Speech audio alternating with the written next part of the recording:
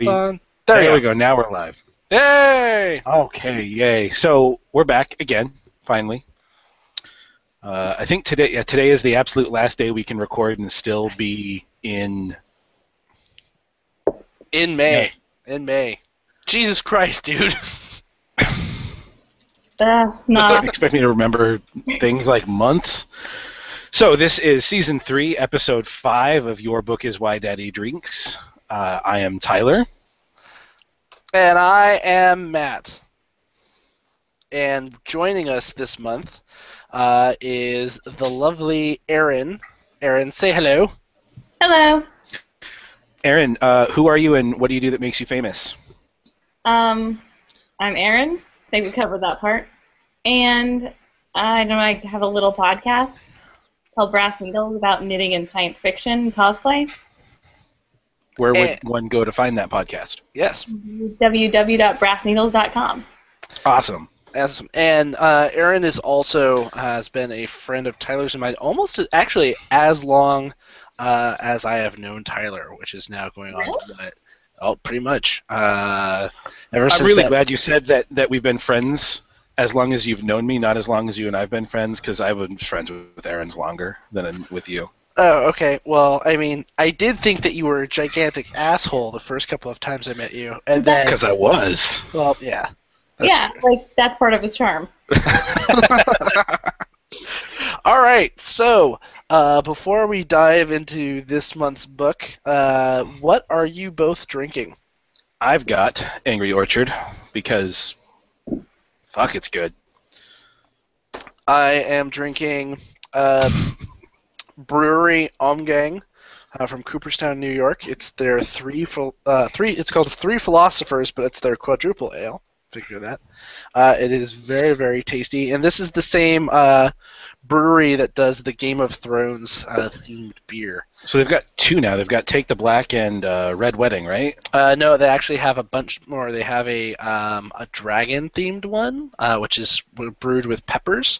They have Take the Black Stout, which is delicious, and then they have the Red you Wedding. You left half a bottle of that at the panel at Convolution last year. I really needed to stay sober, and so yeah, I didn't waste it. Compared to what we did with Kendra? Yes. Dude, Kendra is epic. Okay. What I'm gonna and say. She's a colossal enabler. That too. Every time I turned my face down that panel to ask a question, she was like, "Here, have this another full tumbler of Japanese scotch." Delicious. Yes, So which was from Ed, and we have already settled on the fact that for as crazy as September is going to be, so far, fingers crossed, there is going to be no wife traveling during that time, which means, at the very least, I will be able to be there and get just tanked. I'm going to get wrecked again like I did the first year because, yeah, that needs to happen. Anyway, Erin, what are you drinking? I am drinking Cockburns. Also Reserve Porto. I don't know what it is. I'm guessing Porto means port. It's port. And I just bought it because the name was funny, and it's in my bar. Yeah, you bought it because of the word cock. I didn't buy it. It's just been in my bar for who knows how many years. I'm so glad you have not changed a bit. So, Tyler, you found the piece of shit for this month. Yes. What's the title? Who wrote it? And how did you find it? The title of the book is Star Trek: The Next Generation, Starfleet Academy number 13, The Haunted Starship. Let's see if I can get it up on camera here. Yeah, this book is ancient, by the way. I'm pretty sure I read this in junior high. So, this book looks exciting until I do this. It's only about 130 pages long. It's a book. It's a series of books written for I'm going to guess 6th through 8th graders, maybe even younger. But this one is The Haunted Starship. Cadet Geordi sees a ghost. Yeah, actually, no, I totally take that back. Did not read this during junior high because apparently it was copyrighted in 1997. This is So a little bit younger than I thought it was. I don't understand how that can be because it has two writers that are a married couple that met at a con. Yes, I did read about the authors, and one of them, he had jobs like being a typesetter and a switchboard operator. So what is he, like 100? A switchboard operator? I'm like, That's when did you do that? Back in 1910? you know what? He used to work with high tech, like those phones that you had to wind up and everything. He was a typesetter. Nowhere in here does it say his job was being a book writer. Typesetter? Well, I think the lack of book writing credit is pretty apparent considering. So, and then Tyler, you came upon a great idea to flesh out the rest of this month because the book Right. you found was so short. What was that idea? When I discovered how short the book actually was, I knew we had to have something else. And since we didn't have what was it? Hedging His Bets. When we did that one, we also read Steelheart. Yeah. And since we didn't have another book to read like that, I said, Self, I'm going to punish these two people. And we each found so fucking awful. We each found some Star Trek fan fiction and made the others read it. So my favorite is you attempted to punish us, but instead both of us punished you. Right, you guys are dicks. So I went and I found a nice short story, 3,500 words. Take that back. It was not nice. Yeah, that yours was short, but it was like concentrated suck. Like Sure. it was So primal suck from which other suck was born. I actually picked mine Nice. based on the word count and the title, because the title of my story was "Wind Beneath My Wings," and it was about. And Wesley Crusher was like, it was the picture next to the story was of Wesley Crusher. I'm like, this is gonna be good. I thought you did that just for me. No, I picked that because Aw, are you a Wesley Crusher fangirl? I had a Crusher crush. Did you like? He was finer feminist. Wow. Wow. Okay. yeah. You like the sweater, huh? Okay. So I'm Matt finds judging you right now. I still have a Matt crush. finds a story. I'll admit it. I'm not embarrassed. I'm a grown ass woman. I can admit that I think he's kind of cute. So when Tyler levies this, oh god, when Tyler levies this challenge to us, I was like, all right, this is my chance. I have to. I have a certain standard to uphold because I have found such wonderful pieces of crap like Touched by Venom and other shit. So I'm like, you know what? I'm gonna go find some shitty, smutty, really horrible, bad Star Trek: The Next Generation erotica because I know it exists. It's out there. People like to write about things like Worf's dong and what bone ridges it might have and some shit like that. Yeah, that's gonna be in your mind for the rest of the night, Aaron. Thanks, man. And so I did a couple of Google searches for bad, sexy Star Trek fanfic, and I found a number of lists, but apparently a lot of those stories no longer exist. Like they're not even there in Google Cache. So I found one called "Come What May," which I'm pretty sure was meant to be a euphemism, by Rhyme to Rhapsody on fanfiction.net, and yeah, it's a special piece of work, and I'm very proud of it. It was awesome. Aaron, how about you? How did you find your particular gem? I actually did. It was already bookmarked in her favorites list. No, believe it or not, this is actually my first foray into Star Trek fanfic of any sort. I actually went online and put Star Trek plus fanfic plus horrible. and you picked the first one, which Yeah, by I the way, actually read the first chapter before I decided it was really worthy of you two. so now I do want to comment that fanfiction.net apparently allows writers to set stories up into episodic chapters. Tyler's was 3,500 words and was 2 chapters. 2 chapters, but it's not done. Yeah. Apparently she's still working on it, but the author of that one graduated college. I Well, you disbelieve. can't tell from the writing. It was a liberal arts degree. Maybe she graduated with a degree in like event coordination or something. Something that doesn't require her to write. Mine was 15 chapters and 38,000 words. Aaron, lovely Aaron, gave us a 61 chapter, 198,000 word piece of shit. I'm gonna just say right now that an industry standard minimum book length for a novel is 80K. You gave us 2.5 novels of crap to read. Fair. I did say read chapters like 1 through 5 or something. Oh, I can't not finish the book. It's a point of pride. I have read every piece of shit for this podcast, cover to cover. So I'm not the only one who's going to read all of the chapters of all of these books. I already read them. I've read them all. They're horrible. Where did you find that time? And sad for you. Self-punishment, basically. You've been a bad boy. I have been. So we'll get to the actual book. Star Trek: The Next Generation, Starfleet Academy, number 13, The Haunted Starship.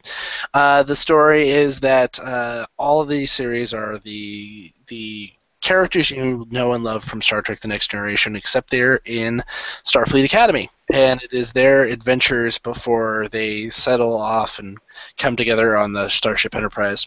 And so it's their adventures. And Geordi is a young cadet who is just starting up in Starfleet Academy. And he is selected to go on basically a fairly routine training mission with a number of other people, and he's going to serve on this like small ships. Basically, he's going to be part of a 2-man team in the engineering of this very small, pretty actually ancient Federation ship, and they're just going to fly out to the asteroid belt, do some routine surveys, check some things out, and then come home. Just as kind of like a little bit of a training exercise, get them acclimated to a ship schedule and the routine of being on board a ship and dealing with rank and orders and all that other crap. And while they are out there, they have some misadventures in that like one cadet they're out surveying an asteroid, and all of a sudden, like the hose of her connecting her basically her oxygen supply to the rest of her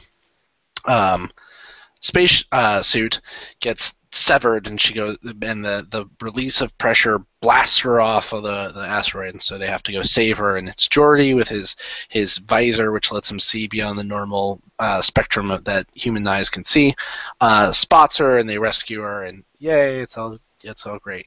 And that's a little bit creepy, and they're like, but everything turns out fine, no one's seriously injured, and Geordi is given this task by effectively the captain of the ship to do research on the history of the ship, and also as the history of the ship relates to this one mining settlement that used to be in the asteroid belt. Because early on, before the Federation began and before a replicator technology was created, the asteroid belt was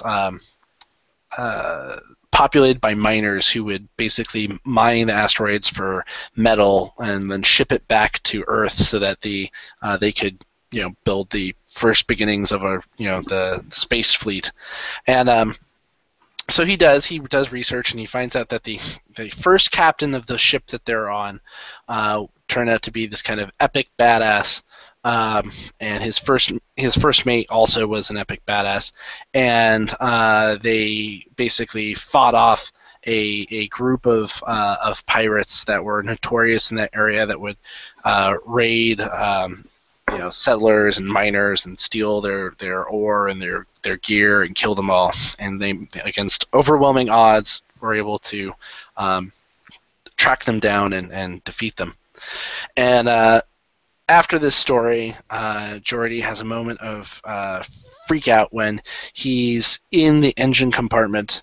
He's in the engine room, and he sees the captain from his story, the one who fought off the pirates and defeated this one particularly notorious pirate, and he sees him standing before him, and he just kind of ominously raises his hand and points at Geordi and then slowly fades from view. And Geordi calls for an intruder alert, which is apparently a very big deal, and the fact that he called an intruder alert, but there was no intruder found, is apparently enough of an offense to get you washed out of the Starfleet Academy completely. And everyone is basically humors him, and they've been kind of treating him like the little kid who's just been tagging along. Because they're all like seniors and he's a freshman. Yeah, and the captain doesn't dislike him. This is a guy who's smart, who knows what he's doing, and has managed to save the life of a fellow crewmate, all within the first day or two that they've been on this assignment. So clearly this kid's not all bad, but he just did this thing, and the captain's like, I'm gonna have to report it, which probably means that you're gonna get drummed out. And Jordy's like, okay, well, sure. And then the ghost appears to another person and does the same thing, or appears suddenly and does the pointing thing and doesn't say a word and then vanishes. And and then they call an intruder alert, and so clearly there is something going on than Geordi having trauma or something from saving this other person. Or they also blame the fact that he's, handicapped, where they're like, are you sure it wasn't just your visor playing tricks on you, and you blind person, you. I love it. They're all, are you sure this isn't somehow related to your handicap? The fact that you're a cripple. Yeah. Also, it might be that you're black. We know how black people love to see ghosts. Just remember, though, it's only the white people in horror movies who like to try and stick it out in the scary house. Black family, the ghost would be all, get out! They'd be like, sorry, we gotta go, and move. Anyway, so so they see the ghost, and then there's a third vision that happens to the captain, except that it's not the original captain of the boat. Except they don't reveal it at that point. Yeah, they don't reveal it. He just acknowledges that it happens and calls the crew together, and because he has an idea. And it turns out that he saw his father, who, daddy issues. Yes, who is also a fairly well-known Starfleet personality. And it's the reason why he entered Starfleet Academy and wants to be just like his daddy. And so he sees his dad doing the pointing thing, and so he realizes that there's something else going on. Obviously it's not a ghost of the original captain of the ship that they're on. And so they manage to triangulate and plot out where these visions happened, and then they kind of figure out that every time that the three visions happened, the fingers were pointing basically at the center of a triangle, and in the middle of this triangle is an asteroid. And so they go and check out the asteroid, and they find an ancient basically rescue beacon and an escape pod, and they don't say who was in the escape pod, but it's kind of hinted that, at least as I interpret it, that it may have been the pirate captain who supposedly blew up his ship and everybody on it, but there had been rumors and sightings of him all throughout the belt after that, and kind of afterwards, like, he was this kind of ghost, and people just kind of wrote it off as, oh well, people are just telling stories that they saw him everywhere. But I read it into it as, no, he actually did escape, and he got off the boat, and that's where it crashed. Well, they actually do say it was a an alien race left it there, Mm-hmm. because there's writing on it that they don't recognize, and it's technology that they're not recognizing. But people were assuming that it was the space bandits ghost. Yeah. But also, I mean, and earlier in the book, they talked about like the possible reasons why the asteroid belt is there, like, and one of them is that we were visited by an alien race and they blew up a planet because they're jerks. That's what they do. And so, here Geordi has gone on his first space mission in Starfleet Academy. He has rescued a fellow crew member from certain death, and he has helped discover a totally unknown an undiscovered alien artifact in our own solar system right under our noses, and it's amazing, and it bodes well for your career in Starfleet, young man. And that's it. And so, they finish their assignment. They go back home, and people, there's cokes and smiles and backslaps for everyone, and they manage to, the crew is saying their goodbyes as they teleport off this ancient boat, and as the captain beams himself over, the boat is quiet. It's silent. There's no one on board, and when suddenly there's a malfunction in a piece of equipment, in a piece of machinery that would have turned Sirius, had mysteriously a knob on the control panel turned of its own volition, and then, had there been somebody there to hear the words, the slogan of the boat, which was what? Outstanding was whispered, through the hall, and there was a real ghost after all, because that's exactly what that story needed, and that's it. It is a book that's, I think, seriously directed at little kids. People, I think probably 8 to 10 years old. It's not complex at all, very straightforward, not particularly well written.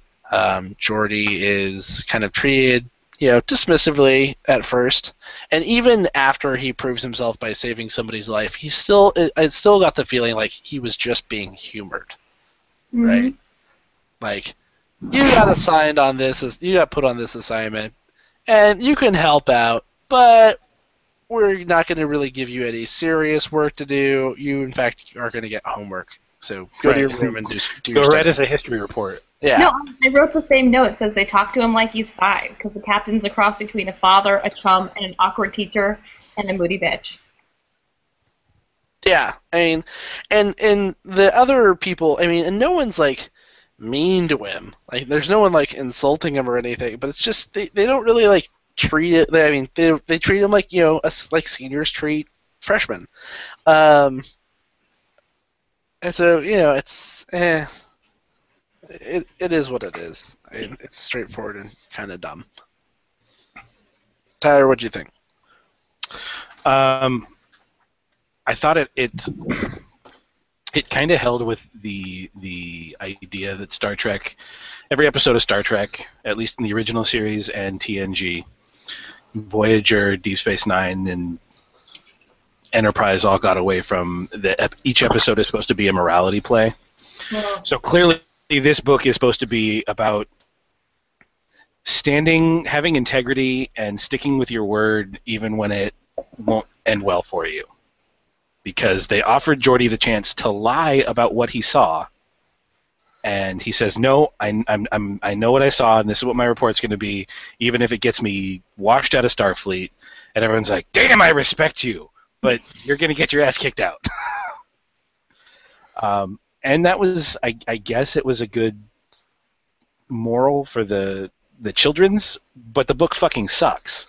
And if a kid were to read this, it would make them not want to read more. I don't know. I mean, The most conflict the book has is chick gets her air hose knocked out. That is the most conflict there is. That is the most action there is, and that yeah, it's but ridiculous. I don't think this this book was even intended for kids with, any kind of discerning palate, right? I mean, like, I thought you were going to say kids without learning disabilities. I mean, I when I think of things that are comparable to it, while I think they have a little bit more conflict and danger to them, the Hardy Boys books. This definitely struck me as, at least as far as my memory of them goes, like similar length, similar Absolutely. kind of story. Hardy Boys in space. Yeah, basically. Aaron, what did you think? It just came off really bad. It was like, I know it was YA, but it came off as trying to be edutainment because it was like they were trying to teach me some random points of science. And there was too many cliches. Like on page, where's my notes? On page 61, it's like, I'll be a real engineer. Like it really actually says, it is a full sentence, and it says, and it's a new paragraph. It says, a real engineer. I mean, there's too much grinning, too much sheepish looks. It's not good. And then they even steal from a first season episode called The Naked Now. I think it might be the second or third episode in all of TNG where Geordi gets hung up on seeing a sunset, and they bring that in here, even though it hasn't happened yet, to make him more of a 3D character of like, what would it be like to see a sunset? And I'm like, really? You can't make him more 3D without stealing from Next Gen? Well, I mean, this isn't a particularly inspired story, right? So I'm not at all surprised that they would go to the television show for inspiration. Or to throw in something that would later tie this book to that, right? Because this was written well after the series had been established. Because the Next Generation started early '90s. Yeah, it was like 90s. Yeah, and this is 97, so I mean, It was actually 87. Really? Yeah. Yeah. Wow. God, I'm old. The hair and the little mini skirt outfits. God. I remember because I was in You were a toddler? 8th grade. No, I was 6. I was in 7th or 8th grade when Voyager came out. Mm-hmm. Wow, I feel old all of a sudden. When were you? You're not that much older than me. I'm 2 years older than you think, you ass. You're only old because you had a kid on purpose. That does make me feel old. That's how I knew I was getting old. All my friends started having kids on purpose. I know, what was I thinking? Did you guys notice that the captain... Wait, is it Captain Ikashima? The ghost captain or the ghost captain. Yeah, Ikashima. Notice that he dies more or less the same way Spock does in Yes, he absolutely does. Yes, he dies by running into a room filled with radiation. I read that and I was save like, everybody.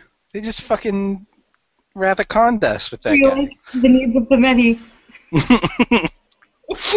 Yeah, it definitely was like people that have watched Star Trek and they're like, I don't know, we'll put this reference in. No way the publisher's going to catch it. Well, because they're not dorks. It'll be an homage. It's an Right. homage. No, it's a bold-faced aptitude. Well, and did you notice that, it's definitely written for young audience because things like the bad guy is ugly because we're ugly shamed. Because if you're ugly, you're obviously a bad person. Right. That's true to life. And did you notice all of these fantastic illustrations? I love the pictures. I want to print them out and make a coloring book. Will you please? I will color that in gladly. All I'd right. I think that's all we need to say about that. Let's like move to on see to this the mystery book. fan fiction. Aaron, yours is the longest. Let's start with you. All right. Do you want to hear my sum up? Yes, I only read like the first 6 chapters. Six and a half. you are weak and shameful. I'll read the rest of it, but I'm finishing the Come What May first, and this one just had Q show up, and really, like that, if it hadn't already jumped the shark, that would have done it. So I put alternate timeline where Tasha doesn't die, so she can instead have the world's most awkward and yet completely boring It's Complicated style relationship with Data, and also pointy Borg Queen sex with Vagina Robota. I think that's what upset me most about your story is that when asked to describe by when asked by Tasha to describe what sex with the Borg Queen was like, Data says she was pointy. Yeah, like okay. I don't remember her being particularly pointy in the Well, Borg I mean, movie. it's Alice Nobody, Krige who has a very angular face anyway. Um, It should be but pointy. she's just like a head and shoulders, so everything else is robot. well, hey, Everything from like here down, metal. Data was built to quote the episode, fully functional. Episodes Sure. music now. So, Yes. I will say this that yes, total the author of this book. I mean, 61 chapters. That's pretty significant, and it's apparently either not done or she's continuing it in a different story. Um, like goes through and hits most of the major points in Star Trek: The Next Generation, both in episodes and in the movies. Because she obviously referenced the first one where Tasha. The first chapter is Tasha comes down to a ship's bay after the events of, was it Generations, where they go back in time, or First Contact. First contact. First Contact. They go back to First Contact, and Data is struggling with his angst at basically having been more or less raped, forced to have sex with the Borg Queen. Pointy. Yeah, pointy. And like Tasha is all weirdly possessive of him. The fact that like he went off and had this freaky, horrible sex with the Borg Queen. She has And to come down. I love the way he points it out. Like he calls her on her bullshit. He goes, "You just can't handle not being the last person I had sex with." Yeah, I think that was like, what are you, 14? But also, did you notice it's almost like she's victim shaming him. Like, you had sex with her, and then she wants him to talk about it. Yeah, And not like talk about the experience, but like, or his feelings about it. Talk about graphic detail of the actual act itself. And I'm not a therapist, but I'm pretty sure that is not something you do with victims. Yeah, because she phrases it as if she's helping him. That's how the whole chapter's written. It's like she cares about him. She's helping him get over the experience by hassling him about and trying to make him relive it for her enjoyment. yeah, and it's the whole, and like the whole thing just was just like supremely juvenile, like, right, like the whole, like him calling her on it, on her behavior was totally legit, right? Because you're like, yeah, that's exactly what she's doing, and you find out over the next course of the next 60 fucking chapters that that's exactly it. It is the most, like, you hit it right on the head, Aaron. That it is the most awkward, it's complicated Facebook status, it's complicated relationship ever, because every other chapter they are either like Tasha is either doinking him and then feeling bad about it, or pushing him away And feeling bad about it. and then feeling bad about it. And and because she's following more or less the plot arc of Star Trek: The Next Generation, for most of it, he doesn't have emotions, right? Mhm. Like that first chapter with the after First Contact happens, and then it picks up after the episode where the crew is basically made to be, having rampant sex with everybody else because of some disease that kept on board. And when she basically, she jumps his bones. And so for most of the story, he has no emotions. He hasn't regained his emotion chip yet. Um, and it's just awkward to see like him trying to figure out her wildly chaotic emotional state. Like she's the worst stereotype of a woman I think I have seen in a long time. Well, she also comes off. I felt that she came off kind of rapey, in that it's acknowledged that he is sentient and he can kind of give consent, but it's really like she's either like, you have sex with me now, or don't talk to me. So, I mean, it might not be rapey, or maybe it's just abusive. It's definitely not healthy. Yeah. And she's constantly blaming him for the things that she initiates and pushes him to do. Yeah, and the fact that like she tries to like have another relationship, but it's clear that she's just using this other person as a means to try and avoid her feelings for Data. Yeah. And then she blames Data for the fact that she does the morally right thing and breaking up with this other guy. It's just Oh my God, it's 50 Shades of Data. it's different kinds of yellow. I'm gonna blame you for all of my poor decisions Yeah. that happen to involve you, even though it's, oh God. Now, damn it. Let's point out one thing about this, which was hats off to, I think her name is Mistress Scribbles. Yeah.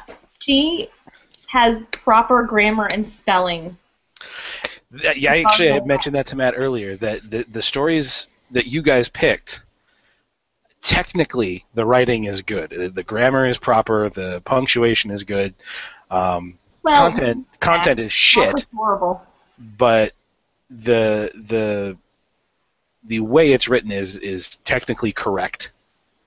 I will veto that on Matt's story just because there's the plural apostrophe, which, as we all know, does not exist. Yeah. Right.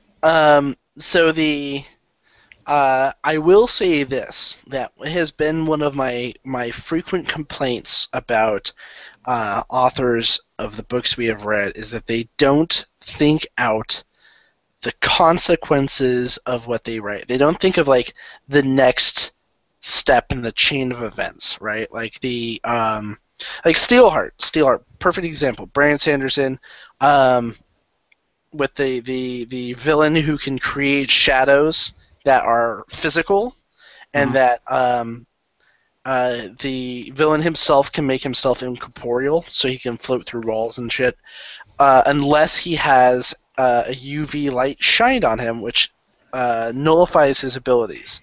So Wait, like at the end, really? at the end, like he's basically a little Sombra. He's creating shadows to stab you, and tentacle shadows to do horrible rapey things to you. Anyway, and except for at the end of the book, when they're having the final climactic battle between the good guys, the rebels, and Steelheart and his chief bad guys, and they're using basically UV flashlights to nullify his powers. And part of this dude's shtick is that he has created basically a dome of darkness over Chicago. It's just called Chicago. Did we just lose Matt? We may have, but you know what he was talking reminded me of? There was an episode of DuckTales where they had evil shadows that they conquered with.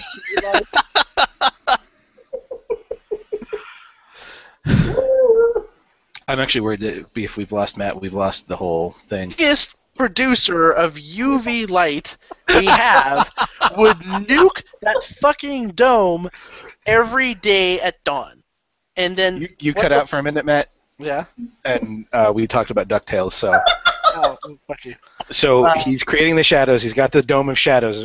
Like The last thing you said is he has a dome of shadows over Chicago. Yeah, and so and it's there every day. It's there the entire time. So the entire book takes place basically at night, and it blocks out the sunlight. And except at the end of the book, there's when they're having the final climactic battle, the good guys are using UV flashlights to nullify this dude's powers. So like when he's fighting the main character of the book, he's trying to use shadows to like stab this kid, and he's making himself incorporeal so that he can't get shot. But the kid's using a flashlight to make the shadow tentacles disappear. And I'm sorry, if a flashlight is enough to render this guy's powers completely, into nothing, then every day the dome of darkness should be going away Right. at dawn. Because and the entire outside of it is exposed to, the sun. the sun. So, and it's not that he's shining the villain with the flashlight and then the tentacles are disappearing because his powers are shut off. No, he's shining them, like whenever he sees shadows starting to move on their own, he shines it at them and they become just regular shadows. And to me, Bryan Sanderson did not think of the next logical step, like into the UV flashlight, nullify power, final fight. Okay, but then what does that mean about the Dome of Darkness? Blah. But this author of Roller Coaster did think of some consequences. Like, so for instance, at one point, Data mentions that he has another relationship. He is trying an experiment, a romantic relationship, with somebody who's not Tasha Yar. Of course, Tasha Yar's freaking the fuck out about it. And she's asking him, like, grilling him on details regarding, basically, the romantic aspects of their relationship, including at one point referencing the fact that he basically fakes orgasm. And I thought about that, and I'm like, well, yeah, he'd have to, because he doesn't have the biological bits to produce semen or any of that stuff to have that physiological response. So yeah, he'd have to fake the O. And it impressed me that the author thought that deeply into the details to include I don't know if that. I'm impressed by it or disturbed by it. Well, little of column A, I mean, a little of column B. Here is someone who clearly has spent far too much time thinking about an android having sex. But she's not a Mary Sue. Oh no. She's a Spiner femme, though, I'm pretty sure. See, yeah, I think that I think that I would agree that she's not a Mary Sue, because it's very clear that she does have flaws and that people don't like. Maybe it's just a really honest Mary Sue. Tasha's kind of the Maybe bad she's guy. writing that going, I am a total bitch. Like, Tasha's over and over again pointed out, I think, in this to be the problem, not Data. Yeah. And so that's why I think that she's not a Mary Sue, but is a Spiner femme. Yeah. So yeah, do you guys have anything? I mean, I read everything. I mean, they take it all the way up to the last movie where Data. So. Does she then start banging Data's Before. brother that they found? B4. Yeah, that we affectionately called Tard Data. Because No, he was like Data meets Hank from Drop Dead Gorgeous. No. Data! Close up shop Data. The android's pants are completely off. That movie sucked, but seeing it with the group I saw it with was great. Oh God. No, but she doesn't. She does not. Oh, Rosie. Because that would be wrong. Yeah. Oh, but that would be wrong. Yeah, everything else in that's not wrong. All right. So Tyler, what was your book? Unless you guys have something else to add about Roller Coaster. I think you're the authority, Matt. Oh, You yeah. clearly are, because you read all 198,000 words of it. This is bullshit. And It's creepy. I got to tell you, I didn't finish your story, Matt. Come up, man. Wasn't able to get that finished. I almost did. You almost were able to. So the fact that you found the time to read almost 200,000 words of shitty Star Trek fanfic, like I want to applaud you, but at the same time, like I feel like you need a hug. I do. I do need a Like hug. Borg Queen hug. He's kind of slippery though. Pointy. Yeah, I'm the Borg Queen hug. So the story I found was called "Wind Beneath My Wings," and there's no way this is not a Mary Sue. Oh no, totally is. It's a story about this new ensign named Nicole, Nicole. who graduates from Starfleet Academy 3 years early, gets assigned to the Enterprise, and all the problems Picard had with Wesley, why the fuck is there a kid on my ship, transfer over to her. In the 2 chapters we've read. I mean, that's really it. And then, like, she, at the very end, she, like, gets a crush on Wesley. She has I think he's supposed to show up. He's supposed to show up in the next chapter, but like, so she meets Crusher. Crusher gives her a tour of the ship, but makes sure to stay away from the bridge because Picard hates children. Grumpy Picard hates children. Old man Picard doesn't like no kids. Except for that Wesley Crusher boy. So Nicole is in sickbay one day, and Picard calls for Crusher, and she says, "Oh, Crusher's not here, man." He's like, "All right, are you qualified to perform medical procedures?" She says yes, and he goes, "Great, get your ass to the bridge. We have a medical emergency." You know, I think it was technically a booty call. So she probably because he was calling for Crusher. So Right? she goes to the turbo lift, goes up, meets Crusher in the turbo lift, and Crusher's like, "All right, you hope you're ready for this. Picard fucking hates kids." Well, And- after Crusher was sitting on your bridge being all smug and smarmy, wouldn't you Well, be like, he's damn on- children he's on the prodigies? bridge when they get there. But she goes there, and Crusher's like, "No, Picard doesn't like children, so you're not allowed on the bridge." And she gets all up, and she's like, "I'm not a child." And she goes, "Yeah, but Picard's not going to see that, and if you keep acting the way you're acting..." And it's like, oh my god, she fucking moms her. Takes her to the bridge, and there's a guy who's like broken his arm. And she says, "Oh, his vitals are low, and this is what's up. Give me a diagnosis, new medical student." And she goes, "He's diabetic." That was What? Out of nowhere, he's diabetic. and We'll set the bone and give him glucose. And I believe they give him glucose injections, which you don't inject glucose. You don't inject glucose. It's the future, Tyler. You don't know. Yeah, they put that little dart gun bullshit to the neck. The hypo spray. Do you actually know why the hyper spray was invented? Why? Why they conceived of the hypo spray for the show? Because the network they were on said you can't show syringes on TV. What? Huh, okay. So they said, all right, fuck it. So We'll have some magical space thing that just injects it. And since then, I believe we've actually developed effectively the hypo spray, which is just like high pressure into your arm. They use it in the military, so they don't have to shoot you with the needle every time. Well, they also have tricorders now, so, you know. Basically. But So she goes back and then wanders around 10 forward, gets a cup of coffee, contemplates life, talks to Guinan, and it from there on it's just shit. The biggest problem I had with it, she changes tenses like 4 times. yeah, this is definitely the worst written, which is saying a lot, of the 3 books. To the point where I think all 3 of us kind of at different points thought that maybe English was not this author's first language. Yeah. Or at least they had failed their basic English classes in grade school. It's not just that; it's the misuse of English idioms, like saying something sounded right to her eyes. Yeah. Right? Like that, it's like not in her eyes or not even dealt a low card, but that was a low card. That was right? Oh yeah, that card was low. It's like what?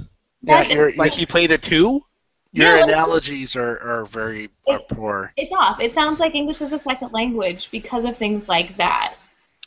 Um, yeah, and also I think that this is definitely I'm looking at Wikipedia right now, and the idea apparently Mary Sue actually was started By Mary Sue.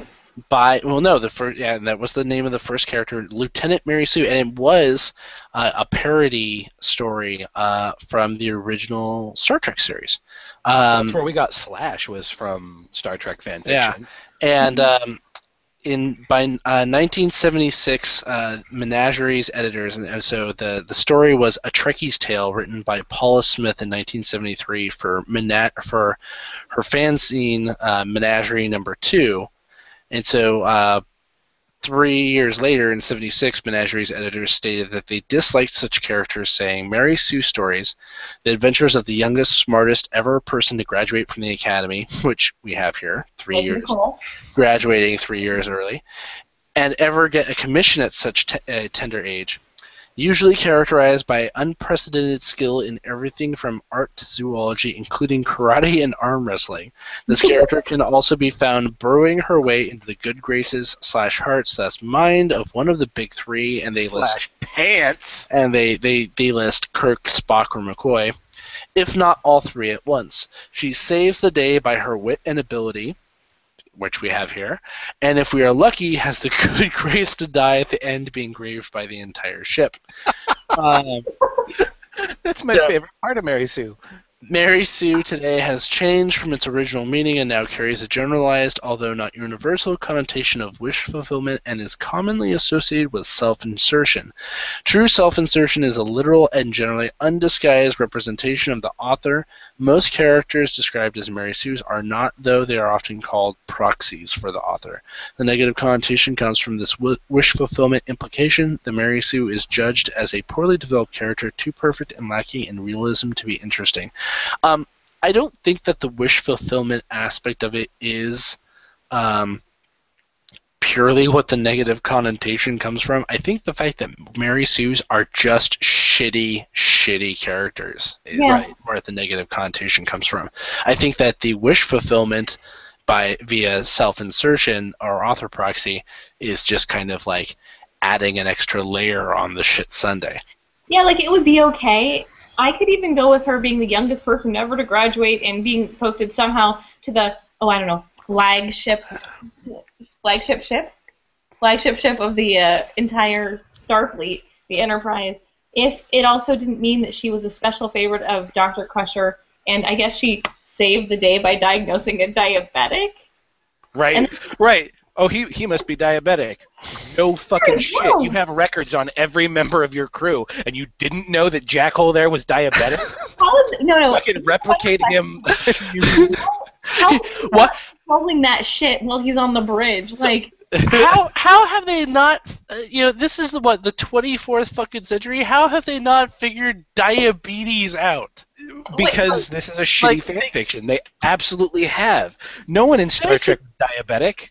They can regrow Worf a goddamn spine, but they can't fix They're still gonna have Mr. Walrus face going, "It's diabetes." Fucking shit.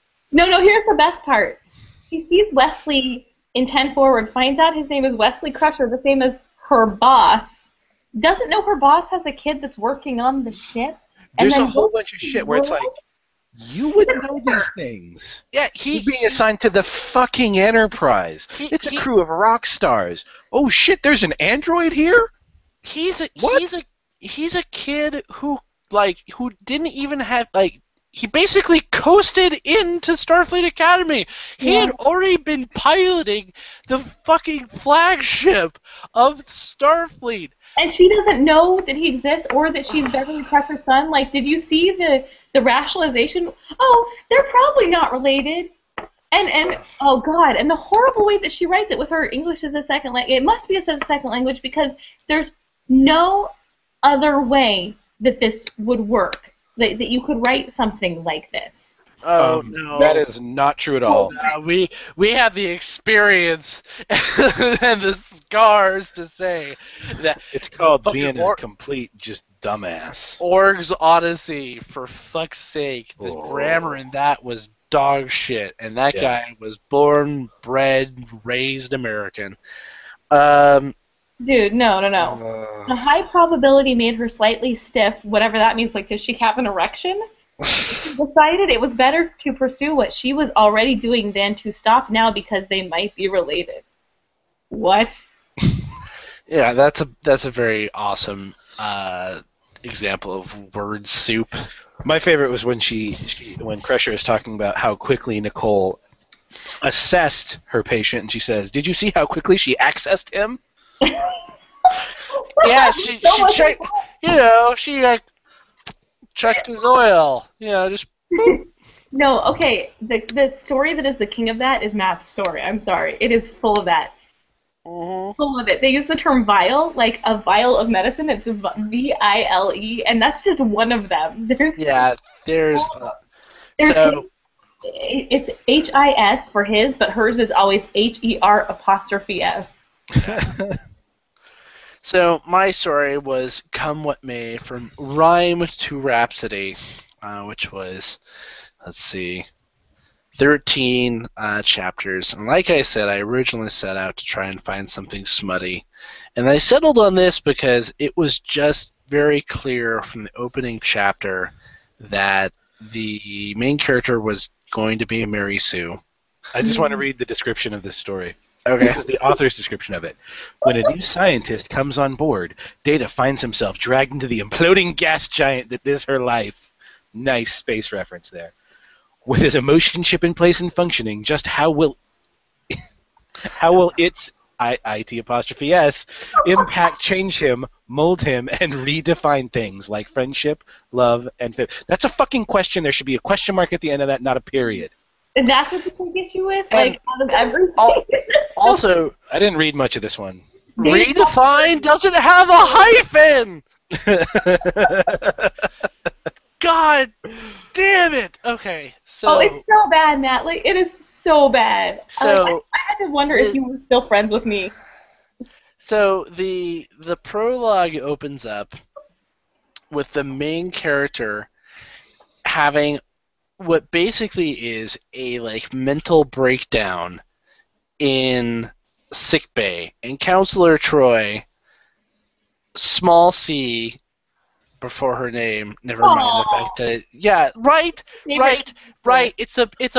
When you're preceding a person's name with their title or their position, it's capitalized. Anyway, True. she's having a breakdown, and we realize that first off, just how she's describing Troy's abilities, she has no fucking idea what Troy actually can do, because she's describing Troy going into her mind and seeing mental images, and it sounds very mind meldy. Troy's an empath. She gets emotions. She doesn't get people. She can't read minds. She doesn't get mental images. She doesn't get any of that shit. She just can tell that you're sad, or that you're angry, or that, and she uses that to help you deal with your emotional problems. That's what a counselor does. And so she's got she's trying to do this regression bullshit where she's like, now take me back into your mind and look into these horrible these memories. And tell me about your mother. yeah, and we get this whole scene where Troy is doing this, and it has no relation to the rest of the story. It at does, all. though. It doesn't. No, because the story does not set the stories. So at no point in the story do we come to this part. True. This whole scene takes place sometime in the future, way beyond the contents of the rest of the story. In no way does the story tell us how we get to this prologue scene that takes place in the future, referencing the rest of the story, which takes place in the past. It is completely Oh. Well, and just a quick question on this, because I could not figure it out to save my life. Is she an alien or what? Like, is See, she that's so no. I a think she was or is she human? I think she's a colonist. But she's dark-skinned, copper-haired. She's a lot is made of her copper curly hair. It's apparently very important. And I dark don't. skin versus data pale perfection. But she's never mentioned as being inhuman. So I think she's just a freaky. She's just got red hair and she's dark skinned, and I think she's just Hazel human. eyes. Mentioned very many times. So anyway, the author also doesn't understand the basic characters because I mean, maybe she tries to write it off. Oh, Dave's got his motion chip in, and so he can show things like enthusiasm. Oh yeah, there is an exclamation point almost every sentence of dialogue. It Yeah. killed me. I think she bought her exclamation points from the same place that the Antigua Antigua writers did. authors did, because she's just got them littered about willy-nilly. But basically, the story is of this Sadhira, Sadhera, also known as Sade or Sade, Sade. Um, More or less striking up a romantic and sexual relationship with Data. She just shows up. Like, she's not even Starfleet. She's just a scientist who randomly shows up and starts working on the Enterprise. She's not just a scientist. She is one of the most important Federation scientists. Mary Sue.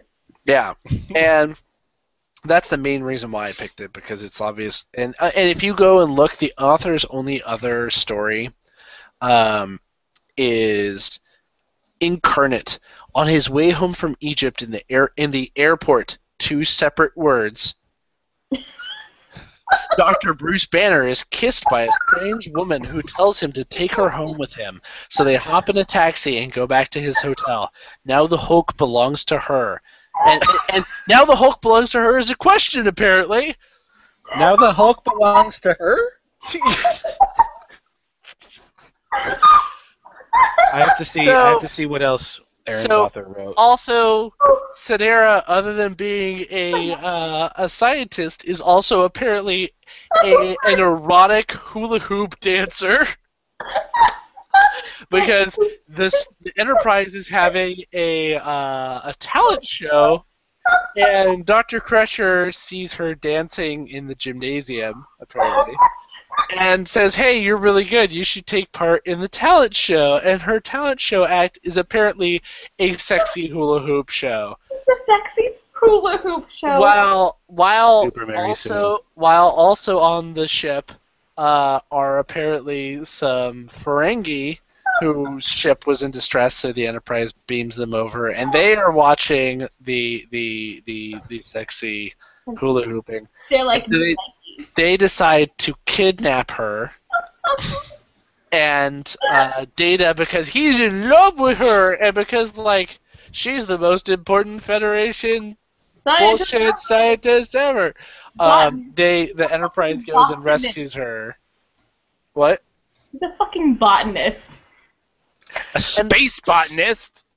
Now space, yeah, everything's more important if you put space in front of it. Yeah. Oh no, sorry. It's Space erotic hooper. Xeno. Put Xeno in front of it, and it makes more sense. Yeah. She's a xenobotanist.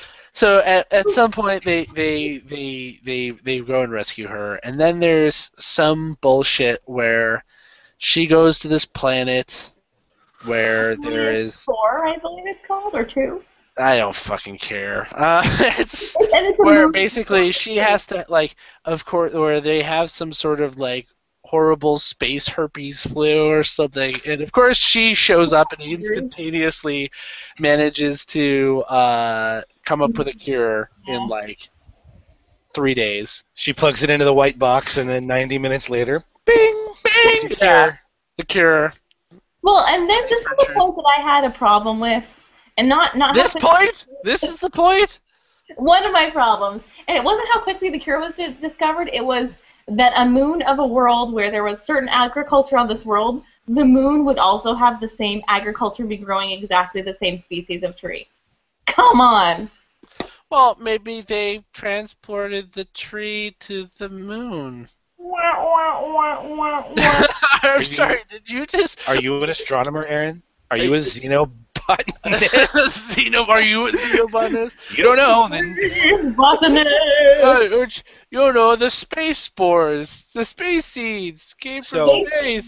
so Matt's author has written one other story, and it's Avengers. My author has written 4 other stories. 3 of them are iCarly stories. iCarly is a children's show on Nickelodeon. One of them is Naked Brothers, which is like I think it was another Nickelodeon show, the Naked Brothers Band. But again, children's show that she's written for. And then we get to Aaron's author. Aaron's author has written 35 stories. She's a hard worker. She's prolific. Sherlock. She likes Sherlock apparently. I love Benedict Star Cumberbatch. Trek, Lost. She's got some Lost fanfic on here. Some Dungeons and Dragons stories. 1, 2, 3, or 4 of those. Here's another Star Trek Next Generation story she's written where Data has a ukulele. More Star Trek Press Gang, whatever the fuck that is. Red Dwarf. She's written Red Dwarf fan fiction. No, that cannot exist. Hitchhiker's Guide to the Galaxy fan fiction. More. I'm gonna have to look up whatever the hell Press Gang is because that. Thundercats. We win. Yay! Thundercats fan fiction. Your author wins. So It's anyway, called I'm a Thundercat and I'm okay. I so have to read this shit. my story concludes with her sister, Sidera's sister, apparently freaking out. And this is where I got a little confused because Sidera mentions the fact that like she was more or less adopted and raised by this other guy, and that her sister like is pissed off at her because she left like the homestead. She didn't marry their brother, which is just creepy. Like that's So- the plot for an opera from the 14th century, not. Or come on, what was the fucking like 90s comedy with the blonde who falls in love with her like stepbrother? What? There was a 90s comedy and it was like the main character's a valley girl or some shit. Clueless. Thank you. I mean that fuck 14th century opera. We got goddamn Clueless up in the Ex-stepbrother. ex-stepbrother, excuse me. Also, Clueless was just Emma. True. Yeah. True fact. So anyway, so like her adopted sister is freaking out and pissed off at her, and then basically is pissed off that Sidera is now boning what she believes to be basically an ambulatory vibrator. That ain't natural. And she's not wrong. And apparently that's not wrong. That's not right. And then Hey, the story the vibrator was the 5th household appliance to be electrified before the vacuum cleaner and the iron even. For a reason. You know what? I can understand that. I can see that. Okay, come on. Who else was disturbed by the sex scenes in this one? Because I've read like 3 of them now. She likes to be on top. I read a book where a chick gets fucked by a dragon, so nothing really phases me anymore. Still hotter than this story, I guess. Because what is it with romanticizing an android who is, by his nature, incapable of love? Emotion chip. No. He's got emotion chip. Yeah, that solves everything. Emotion chip. Magic hand wave. Though I do have to say that this author did not take it to the logical conclusion and definitely has him hosing her insides down with something. Oh. Hydraulic fluid. he generates something like It's therapy. Well, there's no hyping there. That's not good. He eats and drinks, right? So his body's got to do something with that. Oh, just saying. He's basically peeing on her. Oh, that's not okay. No, but we have. He is a dirty birdie in this. Come on, like. I have it. Yeah, he definitely is like I'm gonna take you rough style now. He accidentally kicked up the perv setting on his emotion chip. So we don't forget we get to the end, and the end has a particularly rapey ending to it. Really? Where yes, because you see, her sister decides to take a shuttlecraft, because you can just take a shuttlecraft from the Enterprise and just leave. Takes a shuttlecraft from the Enterprise and strikes off on her own, only to encounter the Ferengi ship. Oh, that really wanted. Oh, we Yeah, lost. and so basically the story ends with, so the Ferengi's going, so you came from the Enterprise. Do you happen to know Sidera? And they're like, oh yeah, she's my sister. Why do you interested? And they're like, oh, sister, you say? Maybe you could do erotic hula hooping for us. Evil Ferengi rapey grin. Um, and that's where you end. And so, in theory, she gets kidnapped by the Ferengi and is made to do horrible, horrible things with their lobes. Well, And and that's Data is spends the rest of his days doing whatever it is that androids do when they have sex with Sidera. no, but so here's the thing. Like, that's totally like the Cinderella ending of you were against me, so you get like a horrible life from now on. But we Right. glossed over the whole part where she gets kidnapped by the Ferengi. We only talked about how the Ferengi like kind of were like me likey. I like it when I like the way you hoop it. You know, we didn't get into they kidnap her to make them money / be raped. But they don't do anything to her except for threaten her. Yeah, well, it's very implied that if she doesn't start shaping up and doing what they say, they're gonna just kind of like When? Like stake her out for all comers to have a go at. someday, if you don't follow what we say in like the next couple months or 5, we're gonna do something bad to you. Yeah, we're gonna. If you piss us off like 17 or 18 more times, We're really gonna get mad. we'll consider being angry with you. Like, and what do they think? Like, are they selling her? Like, they want to make money because she's really good at hooping? Like, or what? Yeah, apparently because well, you have to remember, she is the most beautiful. She's the most beautiful, talented scientist, and also has a bunch of sexy hula hoop routines. So. Ferengi are suckers for a good hooper.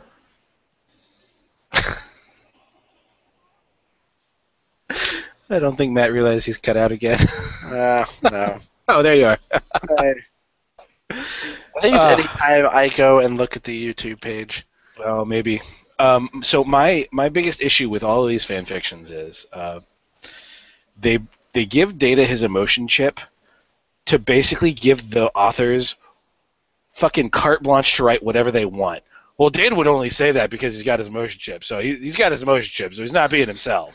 But I'm shitty at sticking to a character, so I'm just going to say he's got an emotion chip. Well, the emotion chip would not actually make him feel things like lust that's generated by the way someone moves on nerves he doesn't have. Right.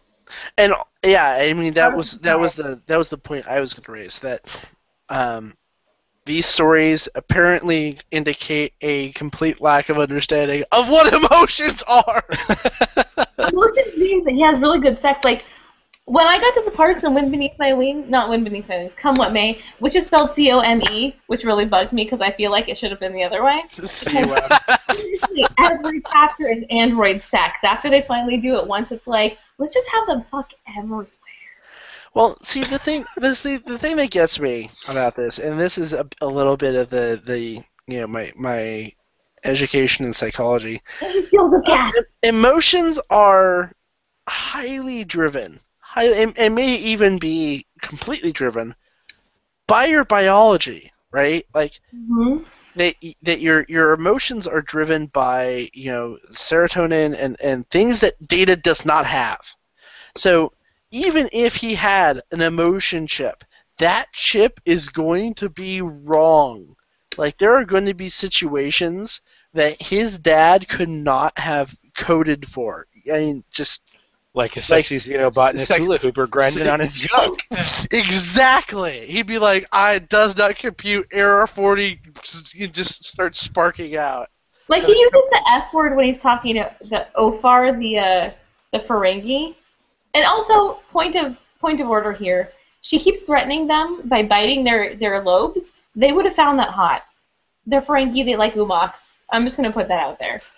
You just illustrated a Did you? depth. Yes, she did. She did use the correct term for Ferengi ear sex. Aaron, You guys know this. Aaron, you just out nerded both of us. Congratulations. Umaks, umaks, umaks. Wow. Yeah.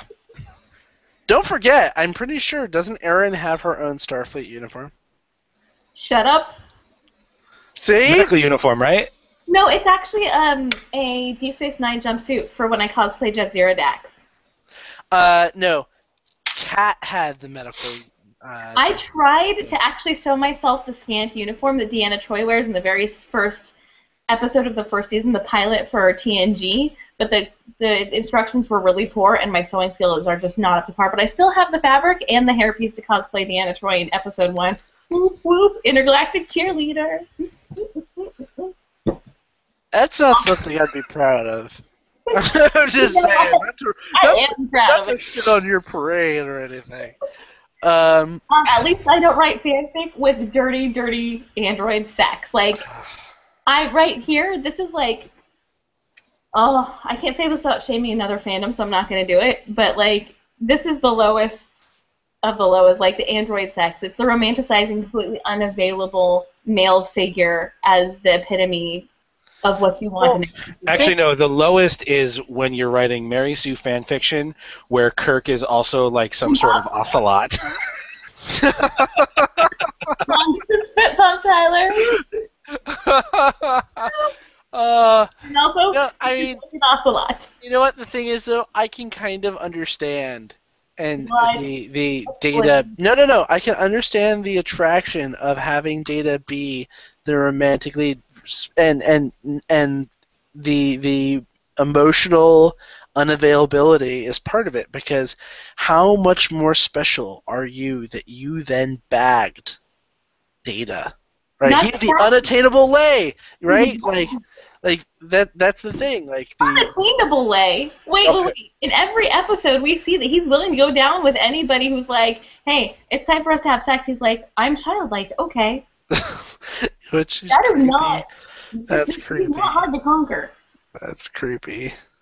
He is. He's childlike. He's like, "Oh, is that what you want of me right now? Okay, my programming. I'm And both stories featuring Data also have him mentioning his daughter. I was like, wow, okay, that took a turn for the morose, because that was a depressing ass episode. You know what my favorite thing about Data's daughter was? What? Her name was Lol. Oh, Aw. I know it probably wasn't spelled LOL, but I like to think it was. lol. Aw. Oh God. Yeah. So 3 pieces of fan fiction, 2 with authors who shouldn't write. They But couldn't. should get shout outs for being prolific and for following what they love and spending their time on it. You know, No? actually, If you really want to be generous, sure. I'm such a girl. I talked about that today. My wife and I were watching Frasier because it's what we do when she does report cards. We put on a show she's already seen and we just run it start to finish while she works. And it's a noise in the background and it's occasionally funny. But there's an episode where he goes to his high school or his school reunion. And he's like, "Oh, I'm just going to end up at the back table with the checkmates. So they're a barbershop quartet." And the episode ends with them singing, and he's just all super depressed about it. I'm like, you know what? Fuck you, Frasier. They're doing something they love with people that also love doing it, and they don't give a shit what other people think. So, you know what? Star Trek fan fiction writers, keep doing what you love. Don't listen to what we say. Don't listen to us, no matter how expert our opinion is telling you suck. We're experts? Well, okay, come on. Something like this back 3 when I was seasons in, 10. I think that qualifies us as experts. I think that qualifies us given as damaged. People have given us money to do what we do. I can spell Okay. and use proper grammar. That makes me head and shoulders above anybody who's writing we're reading right now. Right, Hey, but hey. they should continue. They should continue their passion. Oh, Don't sure. listen to anybody else, even if it's fucking awful. I think we have rarely said that an author should just stop writing, and I think Stephanie Meyer. Stephanie Meyer, the people responsible for Antigua, Lord Otterfuck, Lord Otterfuck. I can't remember his name right now. Duke Otterlund. I'd block that out, Tyler. Fuck you for bringing that back. I hate you right now. But if you look at every single one of these authors, I think, underneath their story, if you, and I probably shouldn't show you guys this because it made me feel super guilty, is like at the bottom of each chapter, they would write down like, oh, I'm still working on X aspect, thank you, I would really appreciate your feedback. And it made me feel like a douche to be like, I'm going to go on there and rip the shit out of what you're doing because it's trash. Classic romance novel tropes are in these things as well. Absolutely. The thing is, if you did not want to invite commentary, you wouldn't be posting it on fanfiction.net.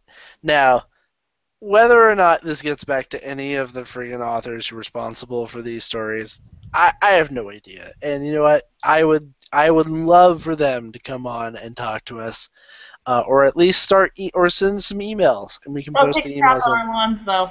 Yeah. You know, and any of the authors, actually, if any of them found out about our review, you know, I would be down to talk to them about their horrible atrocities that we ended up reviewing. Maybe suggest editing as something that should happen to any work that you want to introduce as semi-professional. You know what? How about, no, I'm sure some of them have been edited. Find someone that doesn't like you. Like, find somebody who is apathetic and is willing to read your work, who is not going to sugarcoat it and blow smoke up your ass and tell you that it's the most amazing thing that ever crossed their desk. It's fucking Dickens having sex with Tolkien on the back of some other awesome author. Just somebody who can say, yeah, you know what, this is actually dog shit, and you shouldn't. You may want to think about some editing choices and some stylistic things, and just, yeah. You just Dickens data slash. Thanks. You're welcome. So yeah, I'm helping. I'm giving them ideas. Helping. So, we're over an hour at this point. Do we have anything else we want to add? No. I will be finishing both of the stories. I'm midway through both of them. So, Tyler, I have to... Whoa, what did you... Oh, the geek hierarchy. Yeah, I was like, what the fuck did you just post? So, Tyler, I have to say, we have had 2 beautiful suggestions left for us in the Facebook community. We had I only saw Mina, the Dracula story continues. Oh, shit. Or we have had Vampire Hotel. Vampire Hotel is rated 4 stars on Amazon. But it's only got like 6 reviews. Yeah, 6 reviews. I looked at that. And then Mina... I'm looking at the cover for Mina right now. Holy shit. 3.5. Oh So, my god. wait. If I could find you guys the previous 3 books in the Jailbait Zombie, No. Would you read them? No, we're not doing that was boring to tears. Yeah, it wasn't bad. There was no rape. Yeah, it was just it exists. It was milk toast. I mean, that was like Here's when the the hottest moment of your sex scene is you're describing the sex as I was spanking her ass with my thighs. That's like, wow, that great way to write sex is totally unappealing. I would probably read them because you're wrong. Because I read shitty books. I know. Matt knows. I've passed some books on to him that I went, if somebody had presented this to me as, you should read this for your podcast, I would have hated it. But since it didn't, I was like, I'll read this. All right. That said, I just finished the new Harry Dresden book, Skin Games. How was it? Skin Oh, Game. that sounds like a porno. It totally does sound like a porno. It was good. It started getting away from the crazy power creep that the other books have. It's actually made me want to stick with the series, so I recommend it. If you've followed any of the Dresden books, catch up. You're going to get through Cold Days, and you're going to be like, what the fuck? What the fuck, Jim Butcher? Of the He reins it in. of the reviews that I have read, all of them have said that it's good, but that it suffers from the fact that it's not as good as the books that come before it, so it looks It's better worse than in the comparison. It's better than the two books immediately before it, because Ghost Story and Cold Days were just not great. Ghost Story was shit. Ghost Story was watching Harry Dresden watch the book, basically. Ghost Story and Kimmy, who's on Happy Jacks regularly, and I discussed this, that we thought it would have been a really great place for him to just be like, all right, Harry is dead, but the story is going to continue with Molly as the main character. Huh. See, and that's the thing, is he could have done some really cool things and introduced Ghost Harry.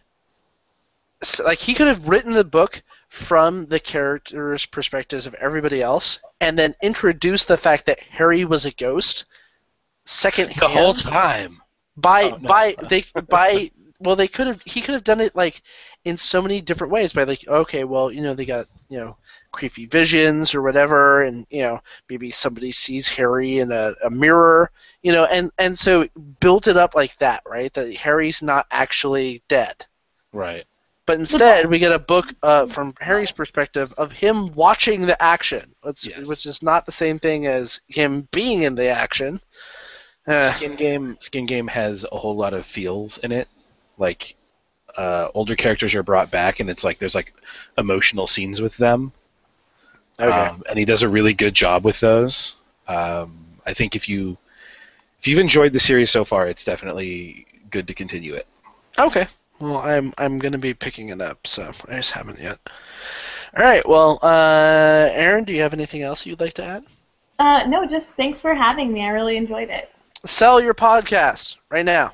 Go. Oh, Brass Needles, if you're a knitter or if you just like to hear people talk about science fiction and go through popular science fiction series watch-alongs, it's the place to be. Also, There you go.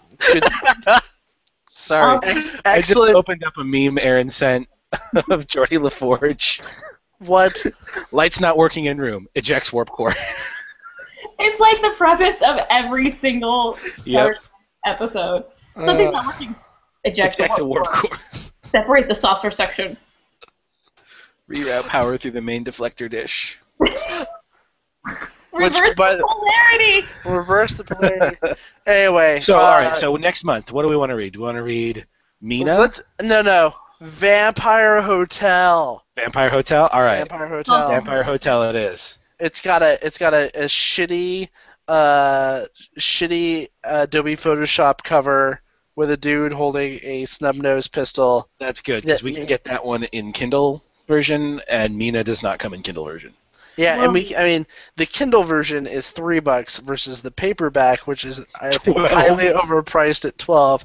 So fuck that. Yeah. All right, We'll guys. need to break them up so we're not doing a vampire book in July because I would just fucking hurt myself over that.